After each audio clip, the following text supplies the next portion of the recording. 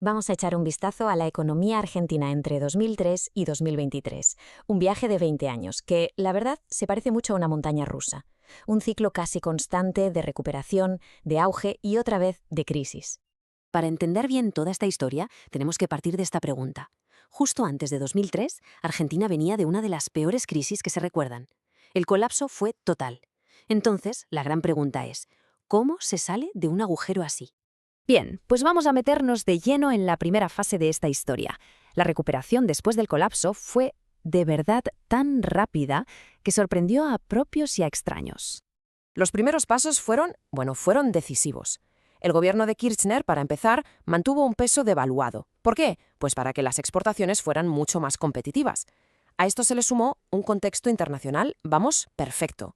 El famoso viento de cola, con los precios de las materias primas por las nubes.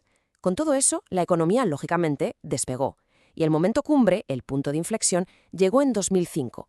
Se hizo un canje de deuda masivo y, atención, se pagó toda la deuda con el FMI, un gesto que se vio claro como un acto de soberanía económica. Y con ese impulso entramos en lo que fue el apogeo de la recuperación. Los números de esta época son, sinceramente, increíbles. Definieron una era de muchísimo optimismo. Fijaos en esto, que es muy interesante por la consistencia. No fue un simple rebote de un año y ya, no. Fueron 16 trimestres seguidos, o sea, 4 años completos de crecimiento sin parar. Una barbaridad. Y aquí vemos la escala real de esa expansión. Un crecimiento del PIB de casi el 30% en apenas 3 años. Es una cifra descomunal. Esto nos da una idea de la velocidad a la que la economía se estaba poniendo de pie. Ojo con este dato porque es crucial. Para un país que salía de una crisis de confianza total, reconstruir las reservas del Banco Central era fundamental. Era la forma de demostrar estabilidad. Un aumento del 225% significaba que el país volvía a tener un colchón para aguantar golpes. Y aquí es donde vemos el impacto real, el de la calle. Porque claro, todos estos números tienen que notarse en algo. Y se notó. La tasa de paro cayó hasta el 8,7%, una bajada brutal que, como es lógico, se tradujo directamente en una reducción de la pobreza.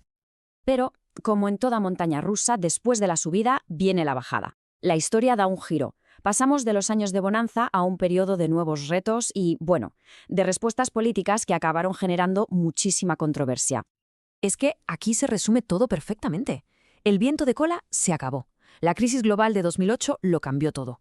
Los precios de las materias primas cayeron. ¿Y la respuesta a nivel interno cuál fue? Pues pasar de tener superávit fiscal, o sea que el Estado ingresaba más de lo que gastaba, a todo lo contrario, aumentar el gasto público y los subsidios para animar el consumo. Y eso, claro, generó un déficit cada vez mayor. Ante este nuevo escenario, se tomaron medidas bastante drásticas. Se mantuvieron subsidios muy caros a la energía y al transporte, se subió el gasto y para proteger unas reservas que empezaban a caer en picado, se impulsó el famoso cepo al dólar, un control súper estricto que limitaba la compra de moneda extranjera. Además, se nacionalizó la principal petrolera, YPF. Y quizás lo más polémico de todo, se intervino el organismo de estadísticas, lo que sembró dudas muy serias sobre si las cifras oficiales de inflación y pobreza eran reales. Y esto nos lleva al siguiente gran giro en este ciclo. En 2015 llega un nuevo gobierno al poder y lo hace con una promesa muy clara: aplicar una estrategia económica radicalmente diferente. El plan era, desde luego, una ruptura total con lo anterior.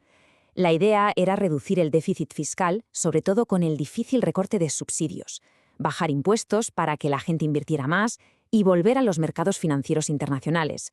De hecho, se firmó un acuerdo histórico con el FMI. Y un primer paso que fue muy simbólico, pero crucial, fue normalizar el INDEC para volver a tener cifras fiables. Pero el resultado no fue el que se esperaba.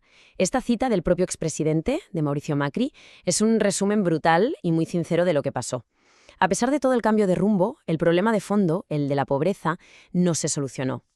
Es una admisión muy potente del fracaso en uno de los objetivos clave. Y así, poco a poco, la historia nos trae hasta el día de hoy. Y nos deja una imagen muy clara. Estos 20 años no han sido una línea recta, sino más bien un patrón que se repite una y otra vez.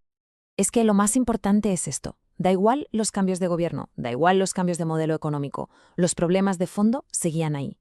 El gobierno que llegó en 2019 se encontró con un escenario que era inquietantemente familiar, el mismo de siempre. Inflación descontrolada, déficit fiscal y una deuda enorme. La montaña rusa, que seguía en marcha. Y todo esto nos deja con la pregunta final. la pregunta del millón. Después de 2 décadas viendo cómo se repiten los mismos ciclos de subida y bajada, de ilusión y de decepción, la gran cuestión para el futuro de Argentina sigue abierta. ¿Qué hay que hacer para romper este patrón de una vez por todas?